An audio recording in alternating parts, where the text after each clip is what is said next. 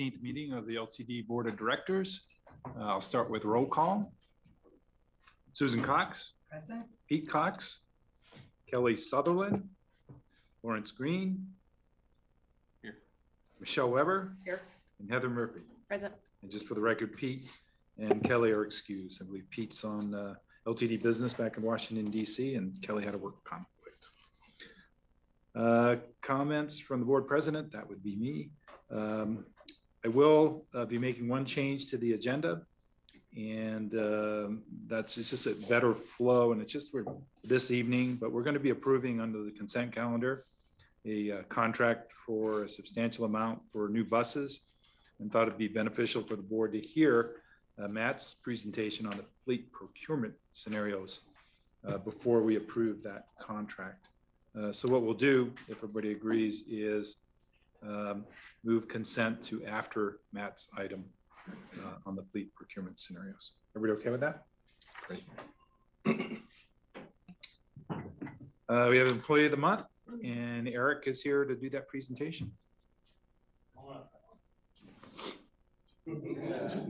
I'm Eric Evers. I'm the fleet maintenance manager. It's my honor to introduce Alan Shipp to you all. Alan started here in 2006 as a general service worker. About a year later, moved into a mechanic role. Spent most of his time as a mechanic from then for about 15 years on grade shift.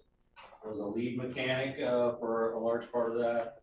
He's represented fleet in the maintenance rodeo 3 times, won it in 2019 and represented the district of Worcester that year. Just about a year ago, moved from a mechanic role into a supervisor role. So he's been a shift supervisor for the last year, and he's up here because that lady over there, Jennifer Longer, nominated him for Employee of the Month, which is perfect for him. Under the category of collaboration, and that's Alan. He's a collaborator. He's always a people person, building teams, building relationships, and really specifically for the work he does with the ops team. Buses roll in it a lot. He spends a lot of time collaborating with that team on how do we park buses, what are the defects that are coming in, and makes life easier, not just on the fleet team, but on ops and everybody else. So, this is Alan Shipp.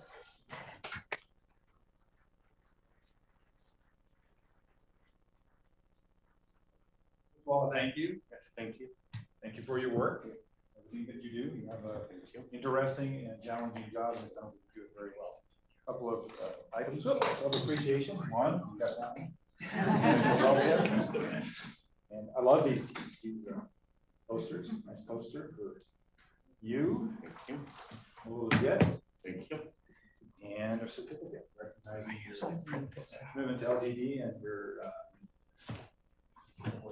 Thank you very much. Would you like to say a few words? I just want to say that I couldn't do it without the team that I work with, like Eric and Matt and the operations team and all of my mechanics and service workers that work for me. They're the ones that make me look good on a daily basis. I want to say thank you.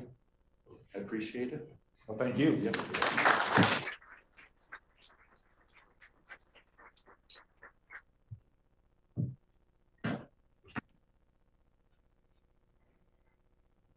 I was so excited to get to Employee of the Month. I missed a couple of items on the agenda. So anyway, first of all, comments from the general manager. Jameson is joining us remotely. Thought maybe you had fired me. You got that oh no, one person sitting next to you there. Well, thanks for allowing me to join by Zoom. I want to add one thing about Alan that I learned. He's a fan of heavy metal music, so just wanted to share that. I know we had a trip to Washington, and Susan's going to talk about that, so I won't step on her comments. The only thing I do want to point out is this week is Bus Operator Appreciation Week, and our marketing team has done a lot of legwork, and the whole team, in fact, has done a lot of legwork to show appreciation to our bus operators. There's a campaign going on that was on the news about giving operators a thumbs up when we see them. And we're just trying to show them some appreciation over the over the last few years that they've come through. And this is an annual event. It's happening across the nation. But what I don't want to get lost is the appreciation that we have for all of our employees, all of our frontline employees, the employees that you don't see a lot of, like Alan and his team, that enable us to make service every day, and the employees that are in the administrative side as well, that enable us to conduct business each and every day. So while our focus is on our bus operators, and we love them and we appreciate, they truly are community heroes. I just wanted to acknowledge that we've not forgotten our other employees as well. So I'll just stop right there. I know we have some good things on the agenda. We will have when we get to the part on the department reports, there's a couple items to pull out that I think that'll be of interest. So we'll talk again there, but I'll conclude my report right there, Mr. President. Thank you, Jameson. Any announcements or additions to the agenda? Seeing none, we'll move to audience participation. I didn't see anybody on the sheet earlier. Do we have anybody? No. Anybody online? Okay, thank you. Board member reports. Susan, do you want to talk about the United Front trip? Well, I would just like to say what an honor and pleasure it was to represent with the team for LTD. And I have to say, I felt like of all the wonderful agencies that were there, LTD had the best team. And it was Jameson's first time to participate. And so it was really nice for him to actually be able to interact with all the other agencies and to meet the Oregon delegation in person for the first time.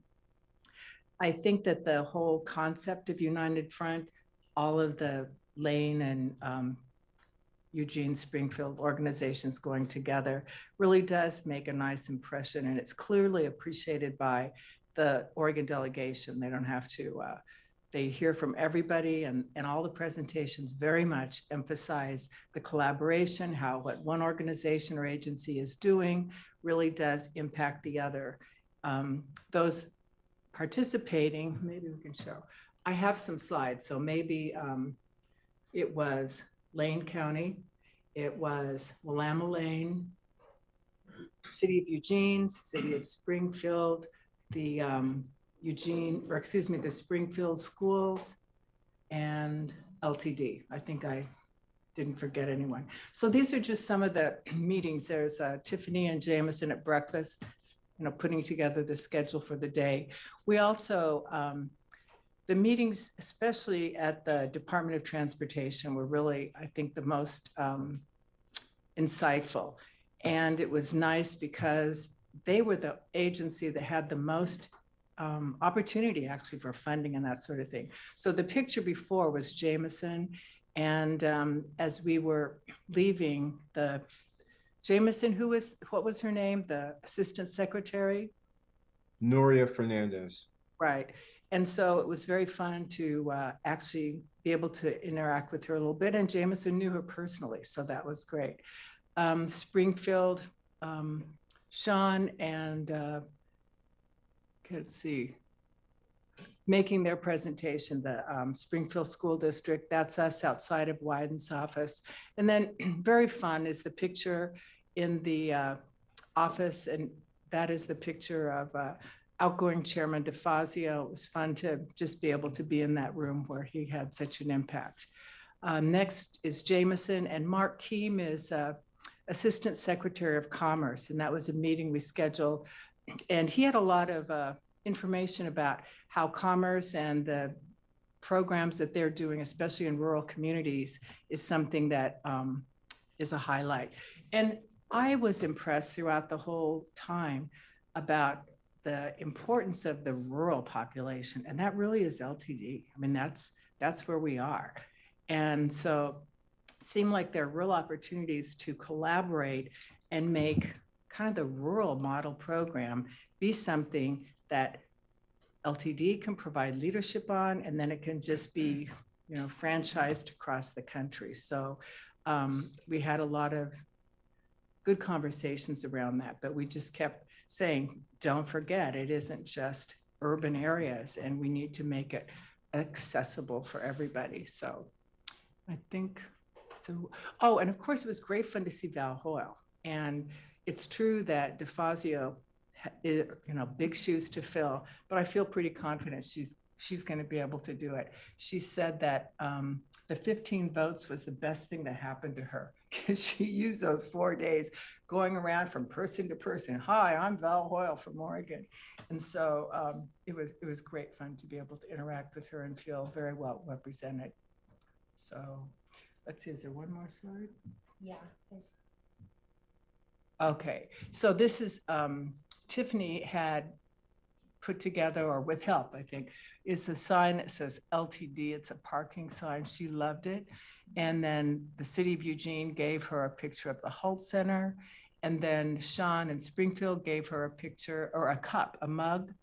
And then that's a picture on the bottom right of Jameson and Val meeting. I don't know that they had ever met before.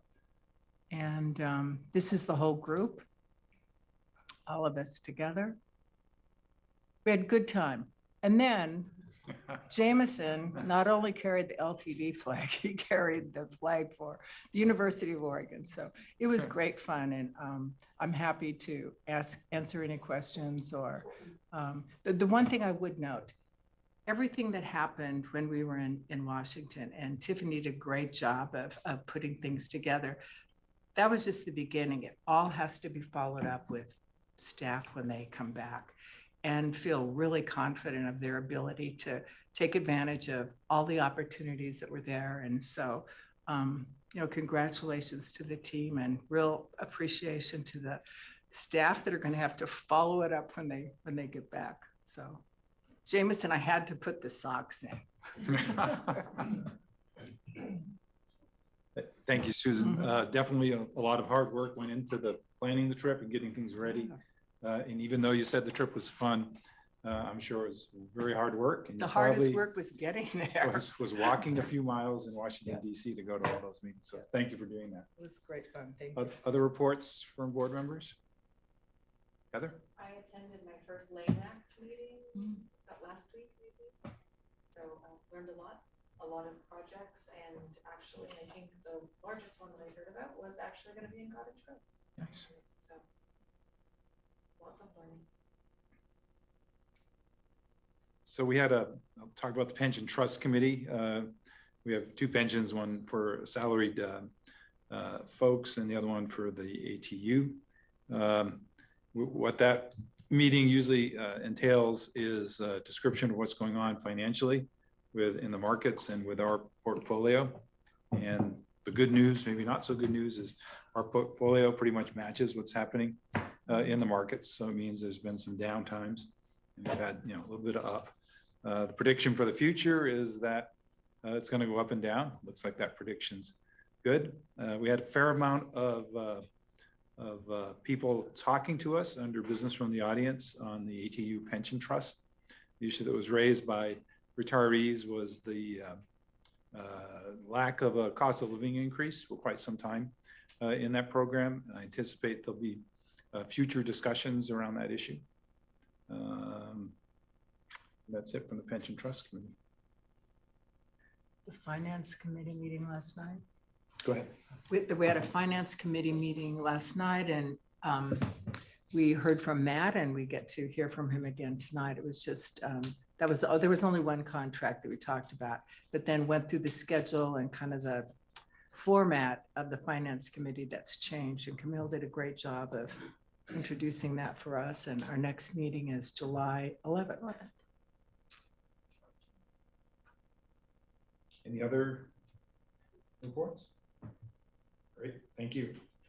So we're going to skip the consent calendar. We'll come back to it. The next item is election. Next item is election of officers. What has occurred is that Kelly has decided not to take the treasurer position. So that position is now open.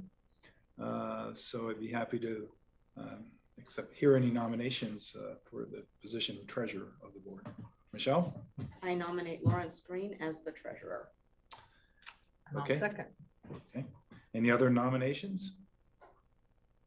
Lawrence, does that work for you? Yeah, that works for me. Do we need to take a vote? Yeah, Yes. I think we do. Yes. Susan, Yes. Pete's not here, Kelly's not here, Lawrence, Yes. Michelle, Yes. Heather, Yes. and I also vote yes. Congratulations and thank you for doing that for us.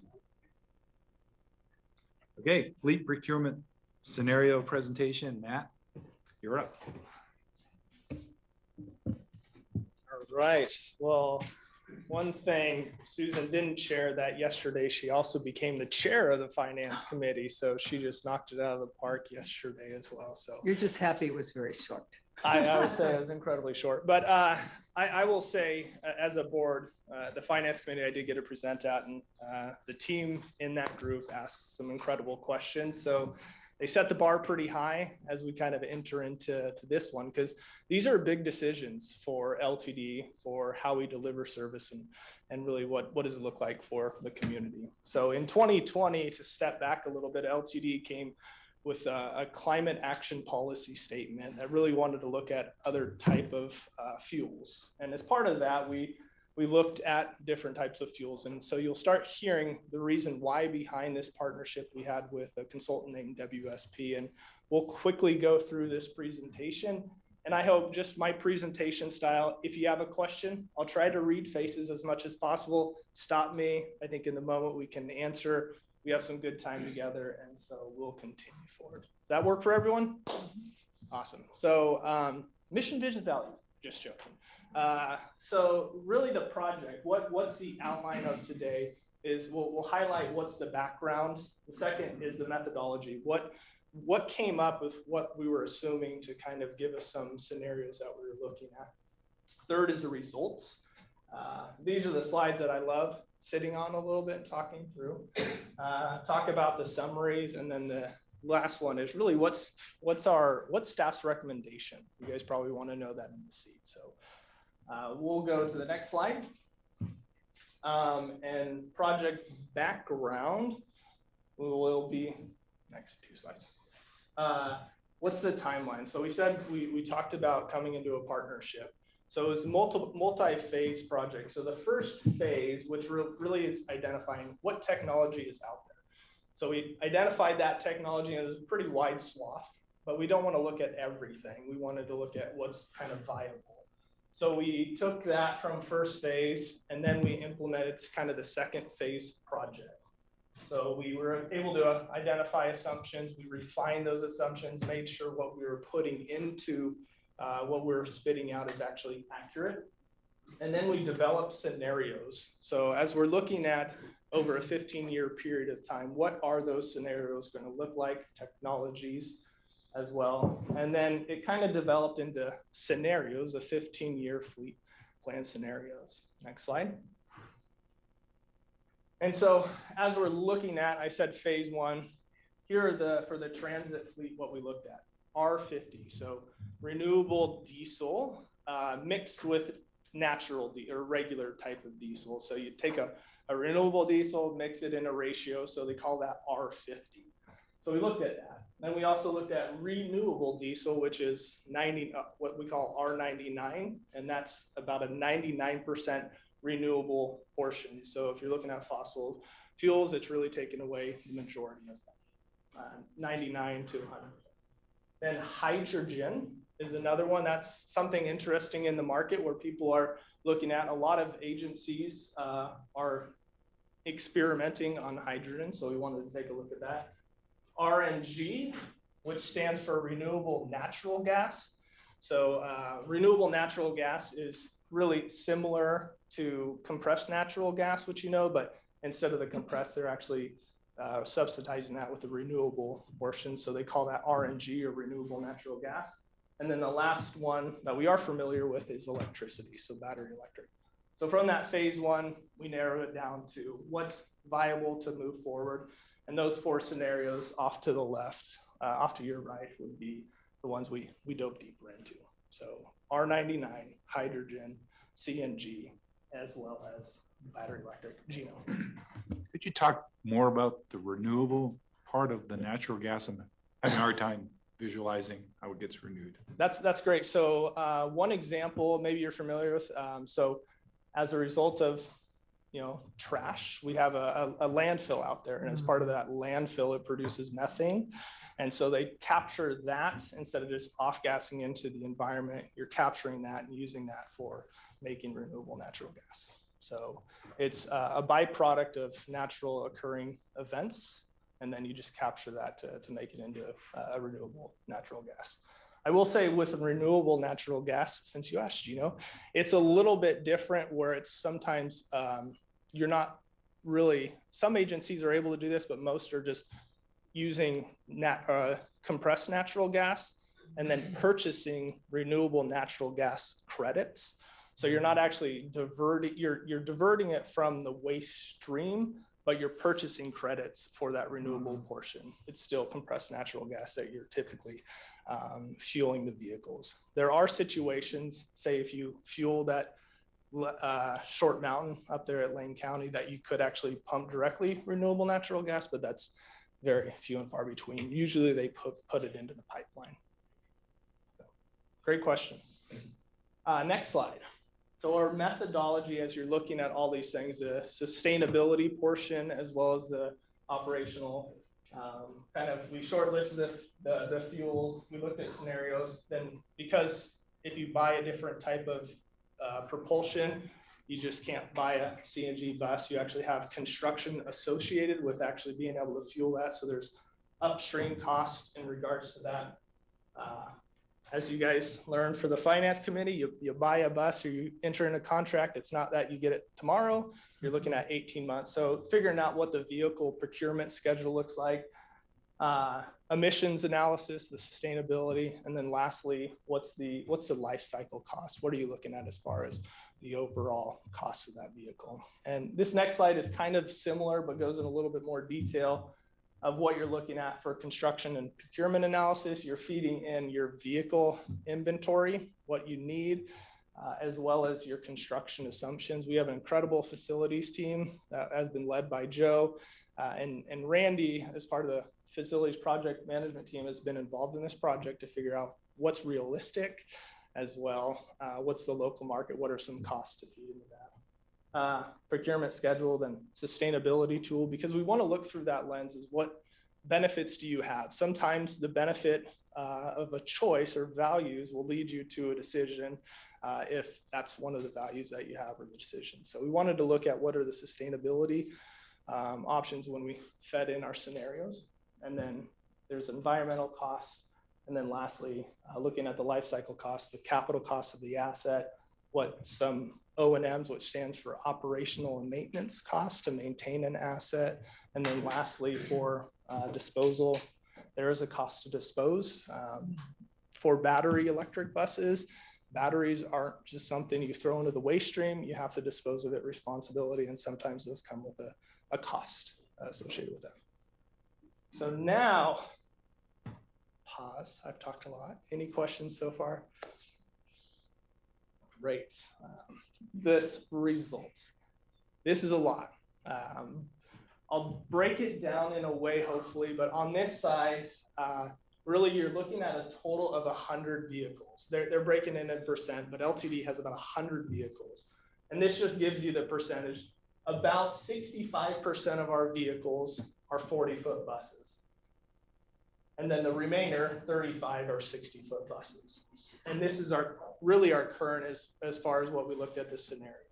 Our scenario shows 30 battery electric buses. That's what we have coming. We anticipate putting those in revenue service. What we did, we were hoping last year, and schedules do impact that, but our assumption into this procurement plan is looking at 30 battery electric vehicles, 30 diesel hybrid. So diesel buses that have a hybrid component. We have 30 of those, and then we have 5 just straight diesel vehicles. And then on the other side, same 29 60-foot diesel hybrid, and then 6 just straight diesel vehicles. Then you're going to the upper, would be your upper right and lower right. And this really just is a graph to show you when you make a decision to change vehicles or purchasing vehicles, it's not an overnight kind of decision. There's a plan to strategically figure out when are you replacing to maximize the life of the assets that you currently have, but strategically plan. And really that just shows over time, if you're looking at a battery electric bus or fuel cell buses, that over time you're seeing that, that scenario flip. And so you're seeing different colors. I wouldn't get too lost in the weeds at the colors, but more to say that over time you're replacing a vehicle with another type of vehicle. The battery electric and fuel cells, as well as the renewable natural gas, there's an upfront construction cost to push you out further for replacement. And if you are staying with just your baseline. This is probably the more complicated slide, a lot of colors, but in general, hopefully that makes sense. And in your packet, you'll see that. So if you really want to study, you probably can't see the differentiations of the color. So it's probably blurred, but in your packet, you'll see. But in general, as you look at a 15-year procurement plan, it takes time. It's not an overnight decision. Next slide, unless anyone has questions about it. Okay, so as you're looking at the environmental, so we're taking that procurement schedule and kind of forecasting what are the scenarios that you're looking. That dash line that you're seeing right here is sticking with our baseline. Our baseline being just continued with renewable diesel that we're operating off of and running and purchasing and replacing vehicles just with straight diesel vehicles. As you see the baseline, you're oddly, when you're looking at greenhouse gas emissions, two of those, what would be considered maybe more environmentally friendly vehicles, actually are producing more greenhouse gas emissions as a result of the assumptions. The two that are above here, the blue one is your renewable natural gas, and the one above that is your fuel cell electric bus, so the hydrogen we talked about. The only one that you find a decrease from the baseline is your battery electric buses. Next slide will show that same graph over here, because I don't want to say that there are some additional benefits if we switch. So on the top right, you'll see NOx, nitrous oxides. So those, you actually see your baseline just sticking with R99. You do see some benefits or decreases in those. Similarly with PM, particulate matter 10 or lower, you actually see some benefits. So that blue line is overlaid the baseline, like dash line, so you can't see that, but the baseline and the renewable natural gas are the same. The lines below track the same for the hydrogen as well as the battery electric bus. So you do see a benefit for your PM10s as well as your NOx. All scenarios will reduce the NOx from what the baseline is, and then the battery electric and the fuel cell electric buses will fully eliminate tailpipe emissions. So that's some things people are interested in. But what it doesn't do is there's brake and tire. You see those wear parts that you still are creating emissions as a result of that. Next slide. This is when I said results that I love sitting on this. So with all that information, really where the lens in which we look at or fleet or staff look at is really what's the life cycle costs. So in the scenarios, we tried to put an environmental cost towards that. So there's methodology behind that. And so you see the top, the green, the very top, is that's really the environmental calculation that they're looking at. The, I guess, yellowish, that's the operation and maintenance cost. And then the orange is what you're looking at as far as the capital cost. So the capital cost, as we said, not only the purchase of the vehicle, but also equipment supporting that. So for the diesel fleet, we have a fuel station out there. There's still capital costs to make sure that you're supporting it through the life of the bus. We can't let that asset leave. You have to continue to help with the fixed structures to fuel vehicles. Similarly with hydrogen, why you see a larger bar there is we don't have a hydrogen fueling station. No one around here has one. So you're having to figure out how do you get one here. And that's a lot of capital cost to support that. In addition, hydrogen or fuel cell electric battery buses, as well as renewable natural gas, those are all lighter than air. So there's safety, lighter than air fuel sources. So there's safety requirements that we need to do to our buildings to get it up to code. So where you see larger capital costs than those are because of some of that. And so as we look, and this is again where I want to sit, is life's about decisions, right? We get to make decisions, and where we find ourselves, we have to make wise decisions. And looking at the whole picture helps the board as well as staff to make those. And so as we look at this, there is a typo, and I apologize, we will correct that. Is the very top one. It's the baseline R99 isn't the lowest, right? It's the second as we look at that. So R99 is our baseline that has over the whole entire kind of 15-year period, the life cycle costs show that it comes in the second highest, where your battery electric vehicles as well as your hydrogen are substantially higher for operating and maintaining that. To dive deeper into what does that look like, as you guys probably all know, as your operating costs continue to increase, the direct impact to what we deliver and support to the community will decrease. We are limited in regards to how much money we bring in. So what this graph really shows me, or chart shows me, that the decision, which can be made, does come at a cost. The other thing this doesn't take into consideration is range, is how far some of these other technologies go. So our diesel fleet easily can get 400 miles. As far as delivering service. Most of our fuel tanks are 115 gallons. It's a lot of fuel. And so we can go multiple days if needed on a single tank. We choose to fuel every night so we can touch the bus every night, which is what we do. But that can't be said for any of the other, like the fuel cells or the battery electric vehicles. We're actually currently in some of our battery electric buses not able to see it go more than 100 miles in the day. As winter, as colder months and hotter times occur, your rate as far as how much battery is discharged to go somewhere and come back is substantially impacted.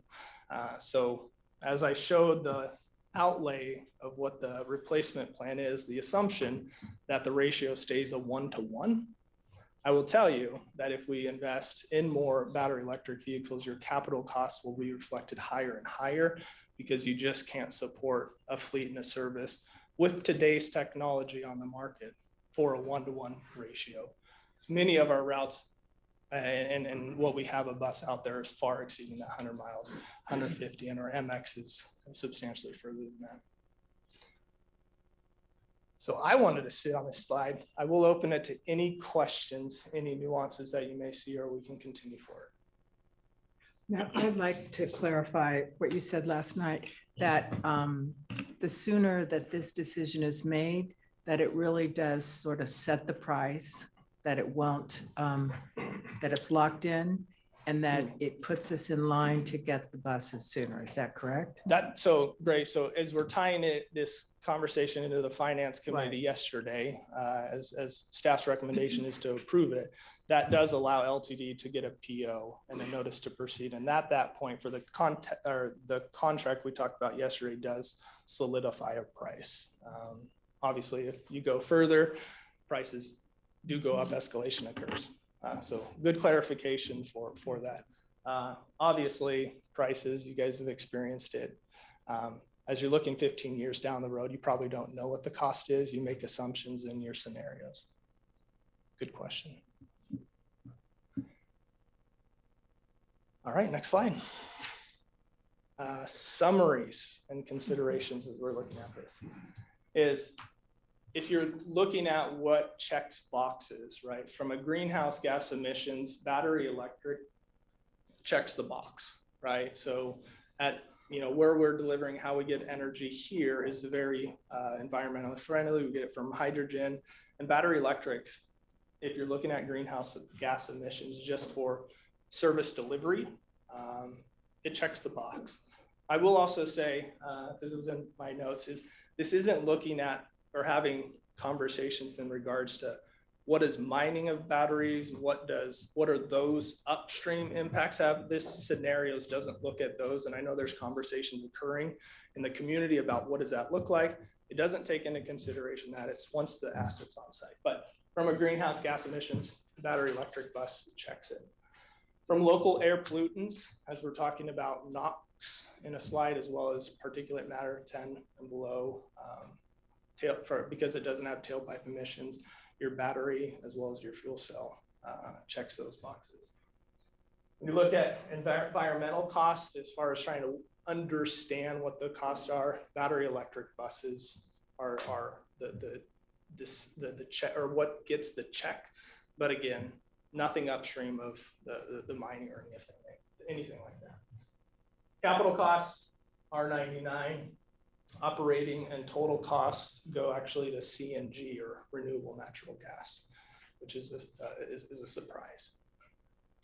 Next slide, and considerations is if you go to hydrogen, make that decision, that there's really right now only 2 manufacturers that are producing those hydrogen vehicles. So that not a lot of people in that market. It's still a burgeoning kind of technology, and so trying to figure out how it is. So 2 OEMs are starting to get involved in that.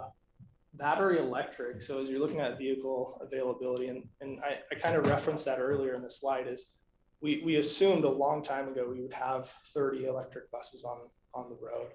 That timeline has slipped and slipped because of what's going on with battery electric availability. There's the buses, so it continued to push out. So the lead times to get batteries are a lot longer. So you are seeing that and experiencing that, and we're experiencing here.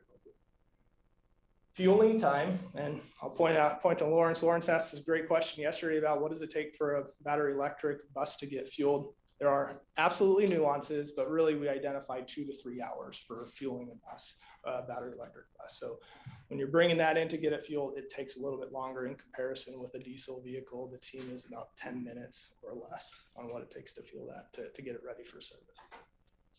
So similar with RNG, there's 2 really fueling options. So there's a fast fuel and then an overnight fuel, which is actually slower, but there's technology there. RNG is relatively easy to fill, so you can fill up in a short period of time and continue on with service. Space requirements, we took into consideration of that. And then lastly, policy, as we're looking at that, that's obviously a consideration as we're looking at R99, is what's the policy implications really for that. For now and for the future. Next slide. So this is staff's next steps, and we spent a lot of time taking a look, and RNG, as we talked about, as operational costs actually look and forecast are less expensive. Why, you'll see, I think bullet point number 3, we didn't say switch to the fuel type of RNG, is because I don't think, and staff's recommendation is not to add more complexity into our fleet shop. You'd have to build and spend the capital cost up front for a whole new fueling station, as well as training technicians on another fuel type. So not only fueling station, training technicians to then introduce a 4th type of propulsion, as well as the capital improvements on the building itself. So our next 3 steps I think I identified is, the first one is we want to continue to explore. LTD is a leader trying to understand, but continue to explore to make as informed decisions as we can with the information that we have today. Second one is because of the environmental benefits we see with choosing to purchase renewable diesel, we'll continue to make an investment in that. With that decision, you're actually seeing a substantial decrease to LTD's vehicle greenhouse gas emissions. We are going to continue to do that to support our community's goals in reducing our greenhouse gas emissions. And that is a huge strategy that we've again implemented in 2020 and has direct impact. And then the third bullet point in the near term is continue to purchase diesel vehicles. As we were looking at the top one, is to really identify what that next propulsion could be to support some of these other goals. We'll continue to purchase diesel vehicles.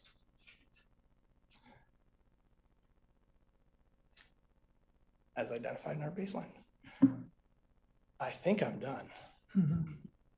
So there's a next slide, and I think it says, thank you guys. But that is a lot of information, I'm sure. We've spent months looking through it. Happy to have discussion around it. Michelle, do you have a question? Yeah, just were there any other questions asked last night that would be beneficial to those of us that weren't at that meeting yesterday? I think every question a board member asks is a Well, valid I question. agree with that, but I mean, Okay. after this recap, is that anything that would like really I help think solidify in our minds that weren't there? that this One of is the more right thing to do? important points, and you made it, but this is the purchase that we're considering tonight for those buses. We're moving from the hybrid mode to the pure diesel. Yes, yeah, that's a good point. So LTD, and one thing, so it gives me another opportunity that I didn't reference last night is, Cummins, which is the one that has the market on transit vehicle diesel engines. They're actually coming, they came out and said they're no longer supporting the stop-start engine, which is really the benefit where you, like your car, your engine stops and then you go and it turns back on. They're getting out of that market completely. So the benefit really that hybrid can have is that, so you can drive just on the electric. So yes, the decision is to walk away from hybrid, and it's an informed decision because the more electrical components you put on that vehicle, the more fraught with air it is having, and we're having longer lead times. So when a bus goes down with a hybrid issue, it's not down for a day or two, it's down for a long period of time. So currently, I may look to Eric for validation, but we have 3 newer hybrids from like 2015 on that have been down for, and that's just our MX fleet, down for 100 days or more, waiting for some of those things. So with electronics, it's harder to get things, and you experiencing that. And so that's the things that the team are having to deal with. But yes, Gino, to your point, absolutely. The decision is to move away from hybrid to go to straight diesel, which will have an impact on service for the better, as well as operational cost. That's not, I think we were talking about other places around the country who are also experiencing, there's the ideal of what an electric bus would be, but that the technology hasn't quite reached that. Is that correct? Yeah. To elaborate more. So Susan asked a great question. She said, I think it was just about electric buses. And one of my responses was just looking at, we're in coordination with a lot of transit agencies. There's a transit agency up north that are going to be putting in a BRT line. And we've been in contact. Well, how many miles are you getting on your BRT, your bus rapid transit, similar to our MX? It's a 5-door bus. And they said about 50 to 60 miles before it needs to charge again. So there's strategies to do that. Those strategies all increase your costs, cause you at a neighborhood station or wherever to stop and make sure your fueling gets up to a certain point to then deliver service as well. So yes, there absolutely. And I think that's what you're referencing in regards. And other agencies, TriMet's experiencing some scheduling impacts when choosing to try to figure out where do you put electric vehicles. In summer, in our current climate, we're experiencing, actually, those buses can go pretty far. Not what a diesel vehicle can, but it's not the summer months, right? It's the winter months right now that we're struggling with to figure out, well, how do you put a bus out in service if it only can deliver consistently 100 miles? And that becomes hard. And what that does is drive costs up, as well as the quantity of vehicles you may have. So we just back of the napkin kind of thing that the service planners did for us is if we just said we had 30 electric buses, like, can we keep them productive? And there's impacts as a result. And I think the peak bus, what you have out in service, would increase by approximately 9. So as you think about that, you're not having a 1-to-1 ratio. You're having to supplement more electric buses, which costs more to maintain, which costs more to buy. So elaborate a little bit more, but great follow-up. So Matt, this informs this purchase that's on the agenda tonight. Yes. When's the next big purchase? And does this information inform us as to what's going to happen with that purchase?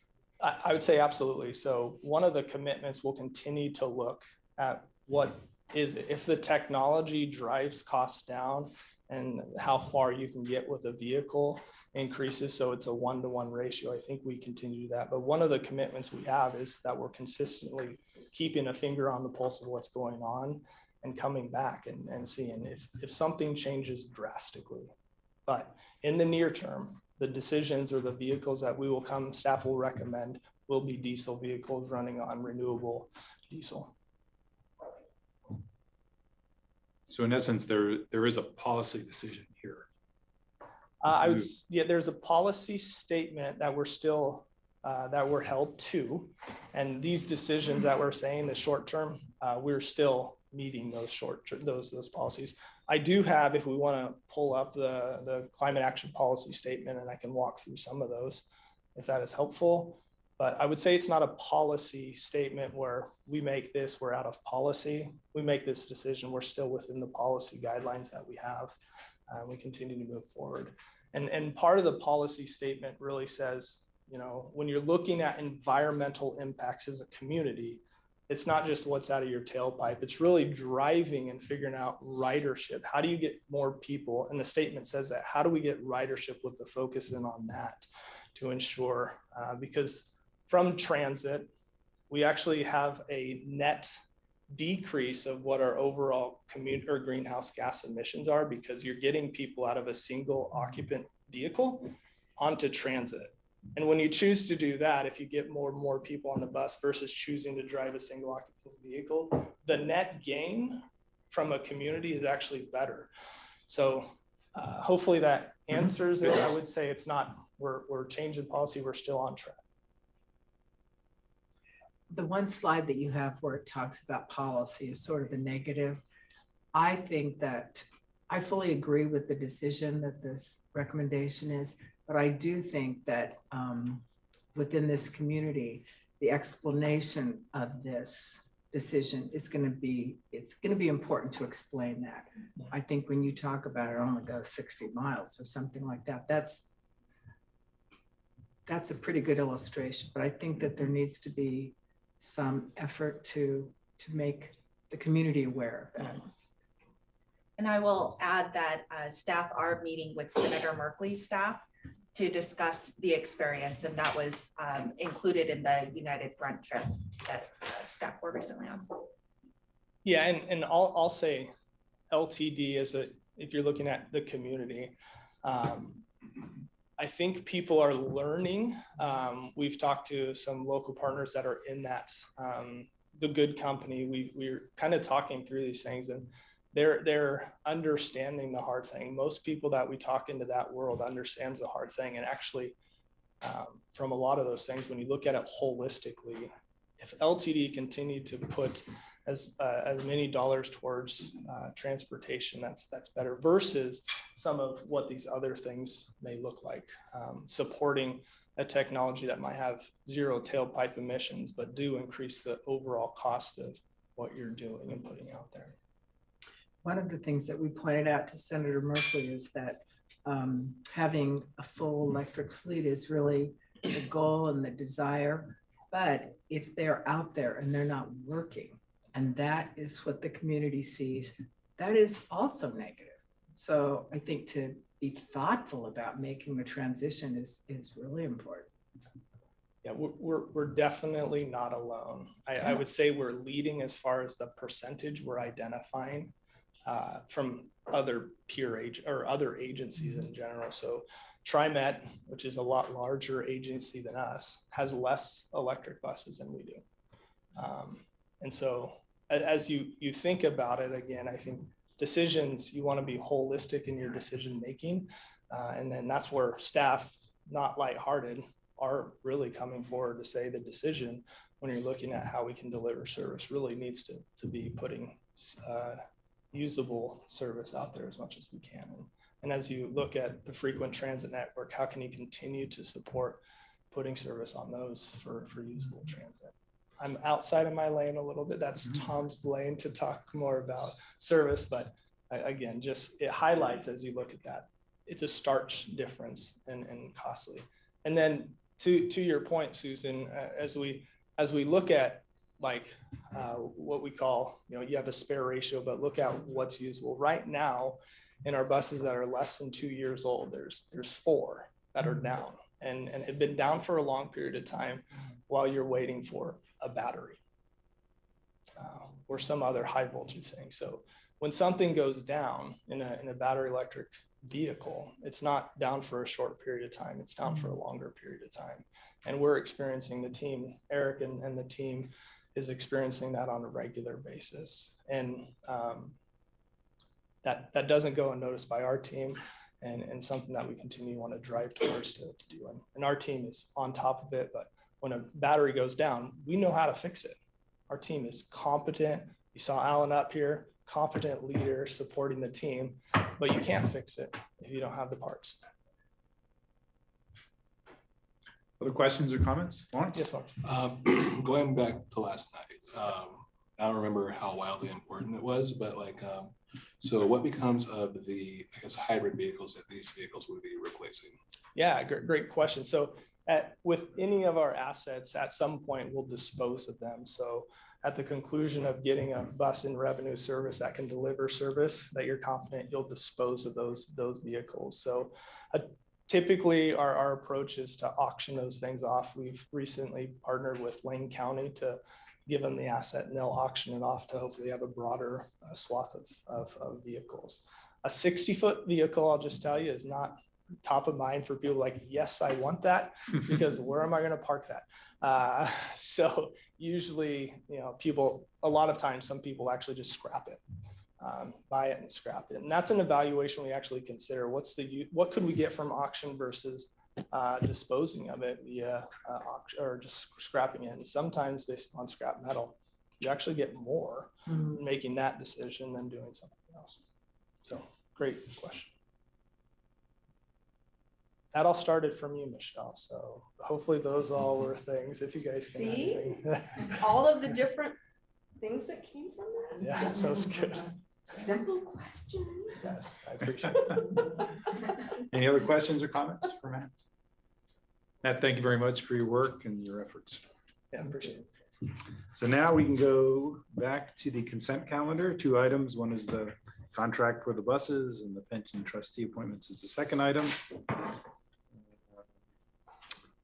Is there a motion, or are there any questions or desire to pull any of these items?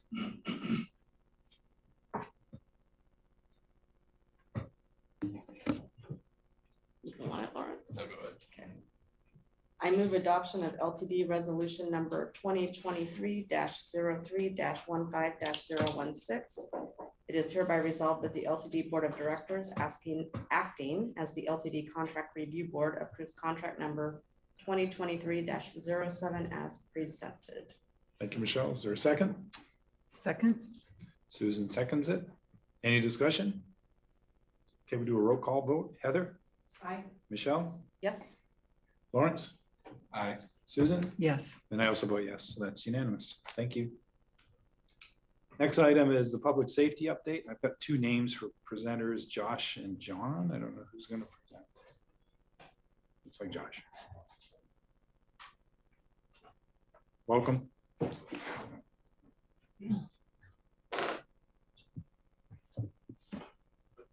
So first of all, I'd like to say thank you for allowing us to be here tonight, to speak a little bit about public safety.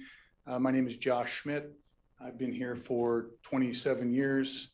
I am the interim public safety and systems security manager at this time. I started out as a bus operator, did that for 16 years, worked into the operations department, became a field supervisor, did that for a time, and since June have worked with Frank Wilson, who was the public safety manager at that time. And since his retirement, I've just kind of filled in that role as the interim. So what I'd like to do tonight is just to give you a bit of a history on public safety, where we were starting October 2009 or October 19th, 2016.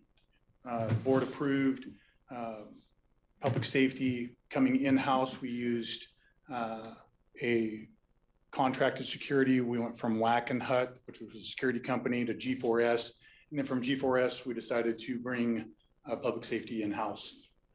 At that time, we had about 12 and a half officers. And due to some attrition and some layoffs at that time, we brought ourselves down to about 7 officers when we came in-house. That was pre-COVID. We had regular ridership. Most folks were, we knew, even our folks that had some mental health issues, we knew who they were. They were regular riders. We dealt with them. We had regular interactions with them, you know, just our regular type of folks riding the bus. Our interactions were limited in the negative way. We knew who our folks were. They were just, like I said, our bread and butter folks that were here all the time. They were just, we knew who they were. Ridership at that time, 2019, was low 721,000 to upwards of 1 million boardings in 2019. Pandemic happens. We have reorganization. We have some layoffs. We went to a fare-free system, which caused public safety to have to deal with some different styles of problems. To say we had ridership dropping. And then at that time, we had a whole new set of people riding the bus. Fare-free brought people that didn't normally ride the bus that were, you know, now riding the bus. We lost our core ridership. They stopped riding the bus. They found different modes of transportation. And at that time, we had to deal with some mental health crises as well. Cahoots, Whitebird, they weren't really servicing the community as well as they were in the past, just due to COVID. Things were locked down. So we were having to deal with those types of things on our buses, mental health crisis, and we didn't have the help to get them the help that they needed. We had mask mandates, which public safety dealt with as well. So people didn't want to wear masks. Some people were for it, and then they didn't like people not wearing the mask. So we had to go through those things. Regular ridership in 2021, low was around 294,000, upwards of 456,000. So you can see the big decrease in our ridership at that time. Post-pandemic, the ridership struggled to get reestablished. People were still a little bit afraid to come back and ride the bus. We re-implemented the fare collection. So again, those folks that have been riding for free, now public safety was out there telling them, nope, it's time to start paying fare again. And so we had some pushback there. Staffing levels were still low. We were bringing people back. We began to add staff. We were still dealing with our mental health crisis though. It took some time for those Cahoots, Whitebird, those other entities to get themselves back up and running. And then they had an influx of folks that had some mental health crisis that we were still dealing with, but we were trying to, you know, work with our partners to get them there. Ridership at that time, about 500,000. We started taking fare again February 2021. So what are we doing now? Where are we at?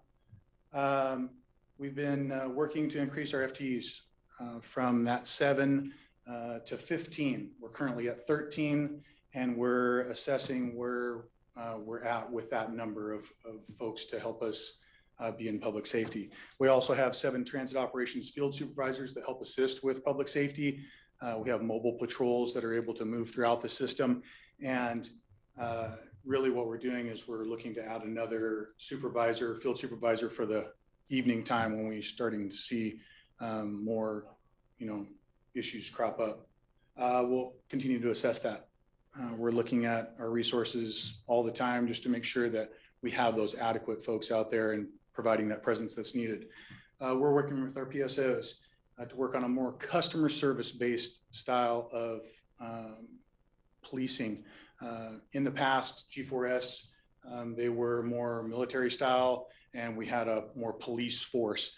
But as we move forward and we see more mental health crisis, my vision really in being in this role is to have more customer service base.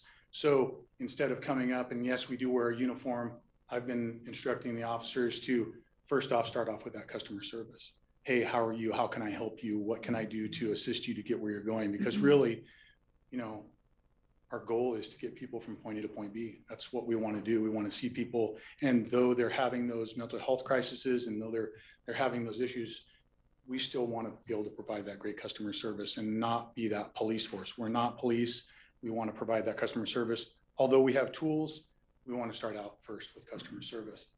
So we're reviewing ordinance 36. We're looking at that to make sure that we're, following the policies and procedures. And it's something that I'm starting to look at to make sure that it was approved by the board. And I want to go through that again to make sure that we're in line with what the board is wanting us to do. And I'll be going through that and probably be presenting again to make sure that we're in line with ordinance 36. We're working with our current agencies in our area, EPD, Cahoots, LCC, to see what we can do to work together to form a better, coalition to make sure that we're looking at the community as a whole, not just LTD. We're branching out. We've looked at LCC recently. We've talked about an ambassador program.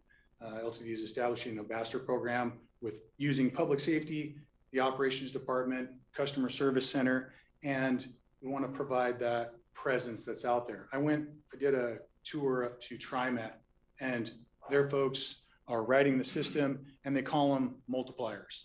They have a brand on them. We're showing LTD, we're out there, and it's a multiplier. People see LTD folks, and then they're more apt not to do something that they were planning on doing, and we're just letting our faces be out there. I think it's a great thing. I've seen our staff riding buses. They're out there. They're really, putting themselves out there. And as we move forward, the ambassador program, I'll let John speak on that a little bit. Sure. So I'm John Allen, representing Accessible and Customer Service today. Just to give a little bit more detail about the ambassador program that we're initiated. So I'm excited to talk to everyone about that. There's something that's quickly taking hold along the West Coast. So this is something that was first made popular in San Francisco on BART and has recently expanded. LA has announced a large ambassador program. And the idea is, how can we improve safety and customer service without over-policing is the question that San Francisco first posed. And so the ambassador program is an attempt to be able to do that. So this is a way to have a welcoming presence on transit. And so that's having folks who are highly visible with readily identifiable LTD gear to really note to the public that we're here to be able to help, whether that's answer questions or help make sure that get on the right bus to know where you need to go. It also serves as a visible presence and a deterrent. So one of the ways we might think about that is, even if you happen to notice an empty police car or public safety vehicle on the side of the road, you'll notice people start to slow down. So I think that's one of the ways that we can look at having LTD be a more visible presence on our own system. Having us out there on the system is a way of creating that kind of deterrent that was described. It's also a way that where we can have staff available to both observe and report. So there are some direct benefits that we get from that. We can respond quicker when incidents do come up.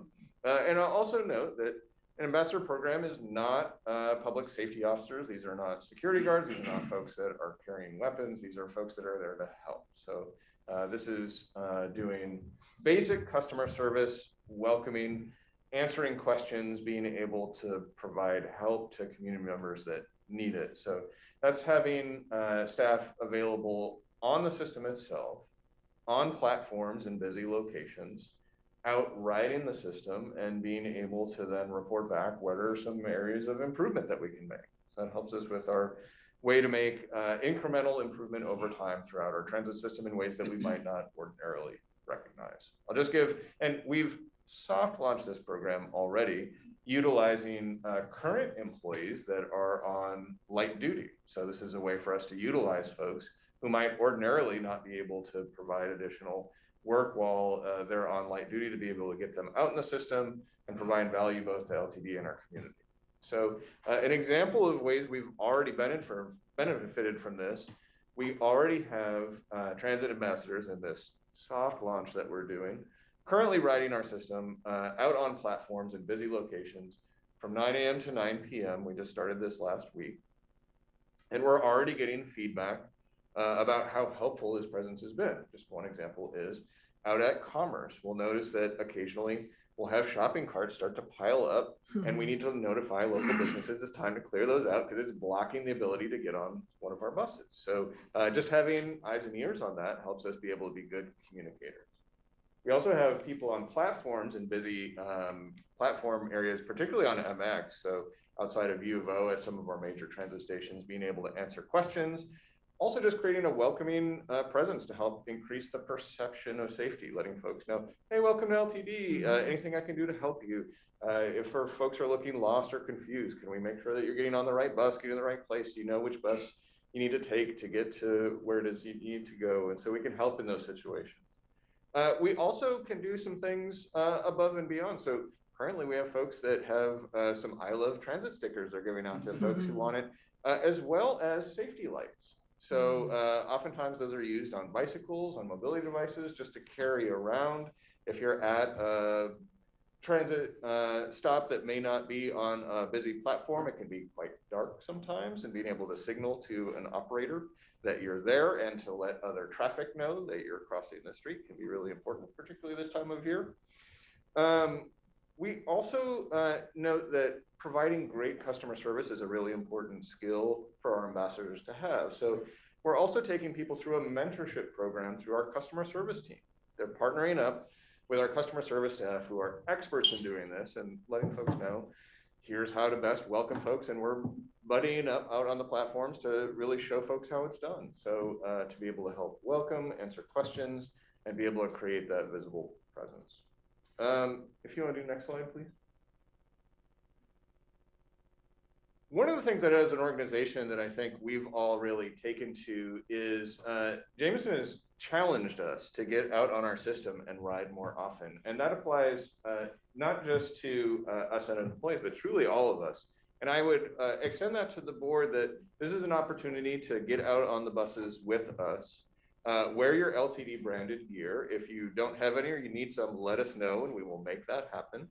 And not only that, but to report back what your experiences are like and tell everybody you know. LTD and riding public transit, great thing to do. You've already heard about things like people are concerned about their carbon footprint. Riding public transit is a great way to help address that.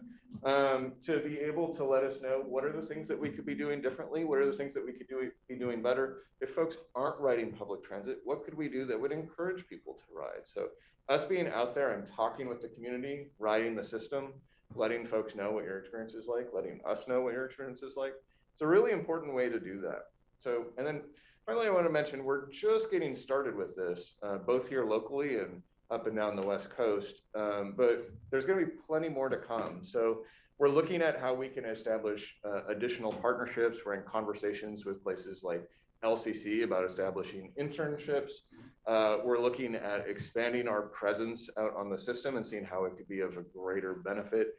Things are no doubt going to change over time, and you'll hear from us again in the future as we have more data to bring back and lessons learned. But it's a good opportunity right now. If you all have questions or if there's things that you might be able to help us better understand how we can utilize this type of a program. We're still in the very early phases of learning more. So we'd love to entertain any questions or hear more feedback.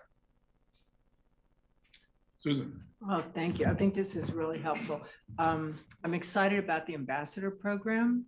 And if there's any thought to expanding that more for volunteers. The bystander training, is that something that happens pretty regularly and people can be involved with?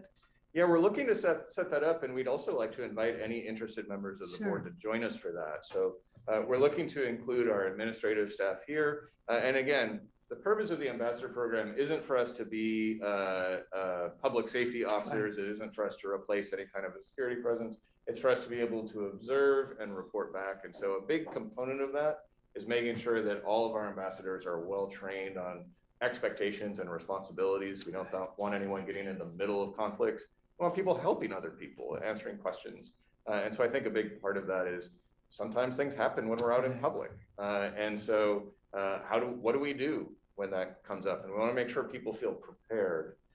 And so that's where we do have a public safety team and folks that are going to be able to assist. And we need to be able to know how to best observe and report back so that we can help our community and be there in times of need. So we'd love to be able to have board members join us for any of that bystander awareness training, to be able to kind of be out on our system with us doing this roles. And that's also something that we're going to be extending to staff here at LTD, just to make sure that as a team and as an organization, we can all be aligned in both being out there in the system, riding our buses, being out on platforms, and being of service to our community in the best ways that we know.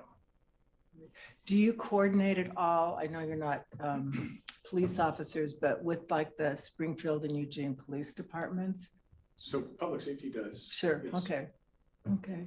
And since this is new, is there going to be sort of like a 6-month review or something so we can have some idea of the effectiveness and be able to expand it? Absolutely. I would say currently we're doing weekly review because wow, it's just great. so new. So this requires pretty close collaboration and coordination. And so you see us, not just us here, but we're working as a whole organization, as a team, to make sure that we can be as effective and efficient as we can. And we're anticipating there will be pretty continual adjustments as we learn more as time goes on. I would anticipate that also would mean coming back before the board with some routine and regular updates and feedback on that. That'd be great. And also, I would just like to mention that Nancy Nathanson was very impressed when you went to testify before her committee. She was taking photos and texting them. So thank you for representing so well. Thank you. Other comments or questions? I had one. You talked about 15 officers. Yes. What does that really mean in terms of coverage? Like if 5 o'clock today, those 15 people, how many are actually out on the system? Sure. So how it looks is just kind of like the pulse of how transit works. Of course, in the morning, things start out slow and it builds, and that's really kind of the goal as we go forward. We always have an officer at Eugene and Springfield. So there's 2 shifts. There's an AM and a PM shift, of course, and there's, again, always at Eugene and Springfield. We have right now mobile patrol, so they're able to go throughout the system, and we have our field supervisors that are in the system as well. So at a given time during that rush hour, we're talking anywhere between 4 to 5 officers at a time. And then as we get to that 15 number, I really am looking at, pushing more of my public safety towards that evening time when we're starting to see, things happen on our system. And what type of turnover do you see with these folks? Actually, we have a pretty good rate right now. They're sticking around. I think LTD is, for a while there, it was tough to get, you looked throughout the city, it was tough to get people to apply, but now we're starting to see those numbers come up. And I did an interview yesterday with a gentleman, and so we're starting to see that. And I think people are looking at LTD as someplace to go, and I'm going to do everything I can to hold on to them. So we're also, like, turnover wise, one of the things we're seeing is most of our turnover is people moving on to a more robust career in Correct. law enforcement. Yeah. So we'll have somebody that'll become a police officer, or work in the court system or whatever. Right. That's where most of our turnover. We have a long-term employees that have been with us for 15 years. Yeah, Todd's been here for 15. Mm-hmm. Great, thank you. How long is that bystander training? It's like hours, days? We're planning on having a lunch and learn series that will allow us to best roll out bystander training. We'll probably have additional trainings that we'll add in to our ambassador program for our official ambassadors. That includes that customer service mentorship. Right. We want to make sure that there's a close link with our public safety team. So there'll be some additional trainings, but I think this should be something that would be, the idea is that we can incorporate that into our regular day. So we'll make sure that the board has details on Right, that but like as if we the, finalize. would it make sense, would it be even practical to have one of those at a work session for the board? Or is it, that's what I was asking, is it days, weeks? I think we can hours? accommodate that. That would be easy for us to incorporate Yeah. into a board work session as requested.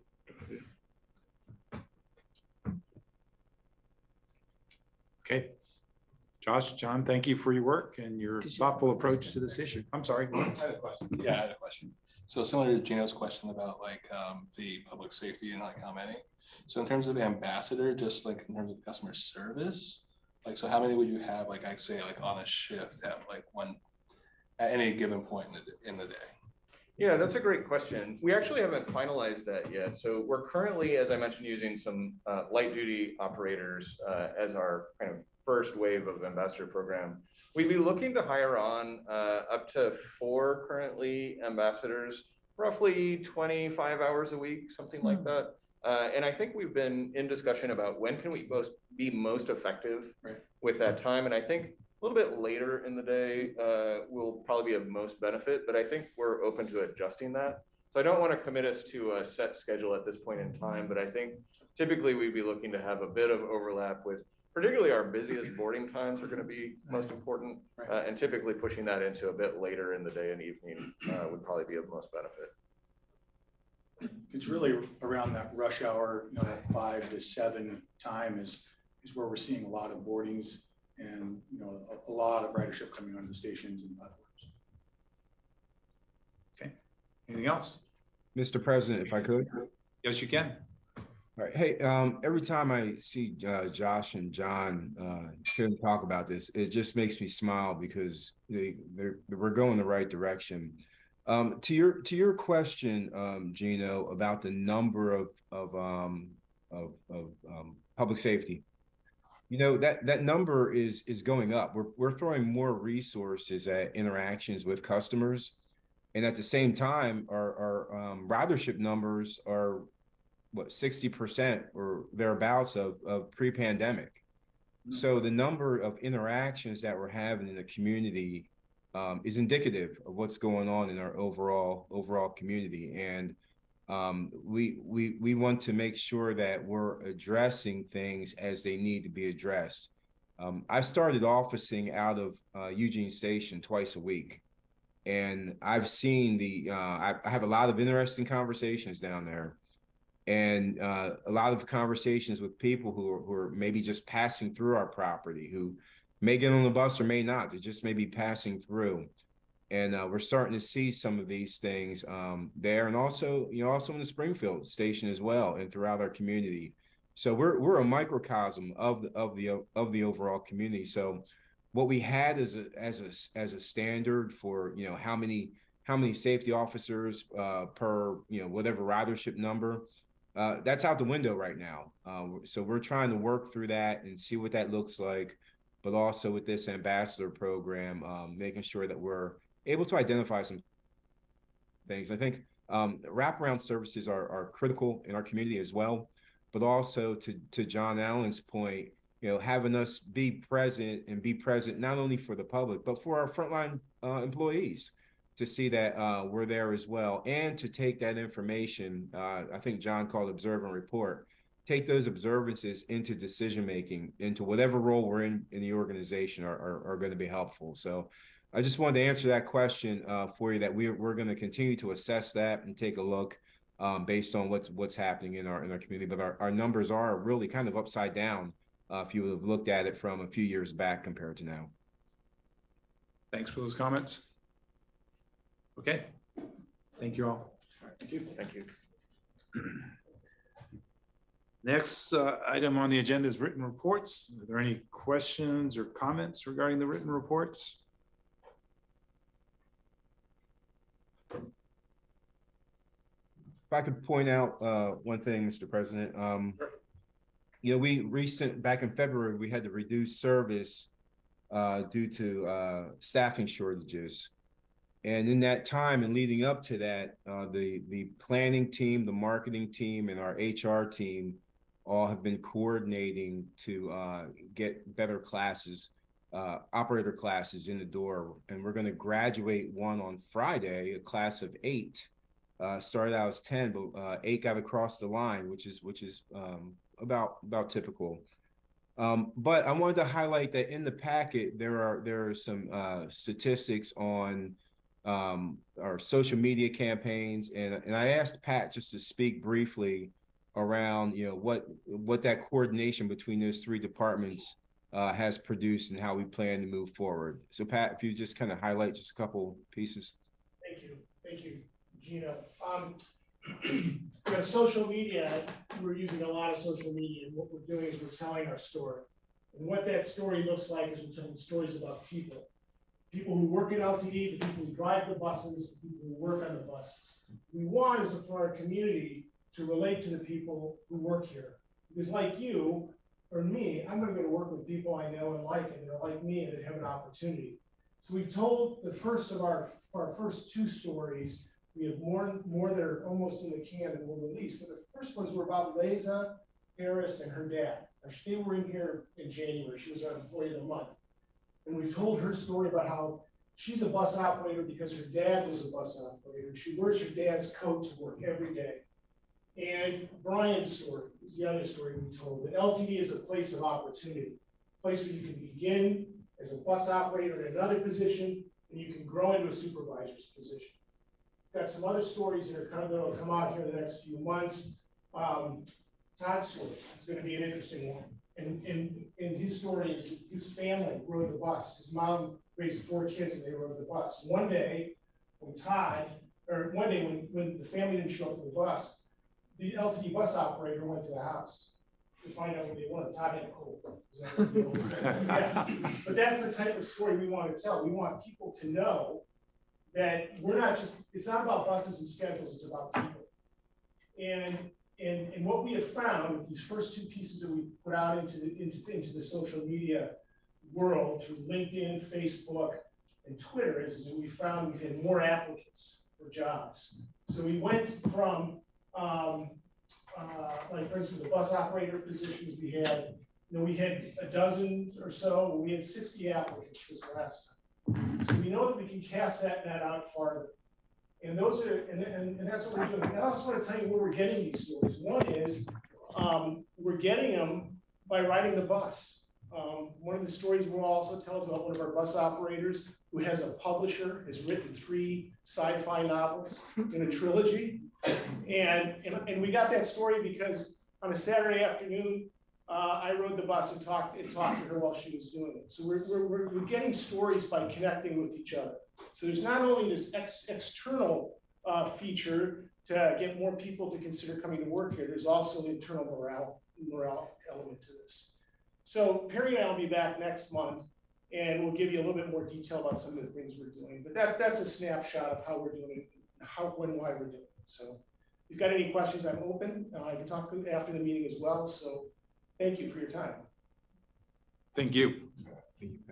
Mr. President, and one other item I'd like to point out. I want to bring good stuff and also challenges. So one of the challenges that our operations team, Jake and Brian, who are in the room, are working through is absenteeism.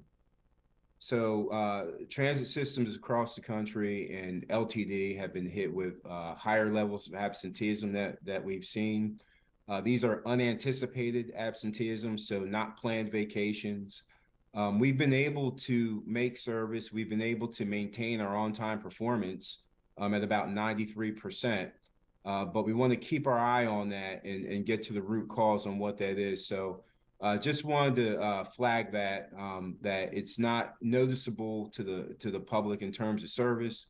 It certainly does add a operational cost impact, but we're going to drive down and look at those root causes and see how we can drive on that. I don't know if Jake, if you had anything you wanted to add to that. No, just one little tidbit. I would say that some of the issues that are related to our absenteeism would be the pandemic. And, people were out there, they're driving buses. We have rear boardings. So we're known for our customer service. You heard a lot tonight about that. And the first thing you do is you greet somebody when they walk in a bus. Well, that's no longer there anymore. Now they're going in that back door. So you have that going on. Then you compound that with a mask mandate. So you put a mask on, somebody doesn't put their mask on. So instead of somebody walking in the door and like, hey, Tom, can you put your mask on? We're not doing that anymore. Now we're over thinking, hey, I need you to put your mask on. And everybody's hearing that. And then it causes an uproar, and then it could be a negative interaction between the operator and the person that they're trying to get to wear a mask.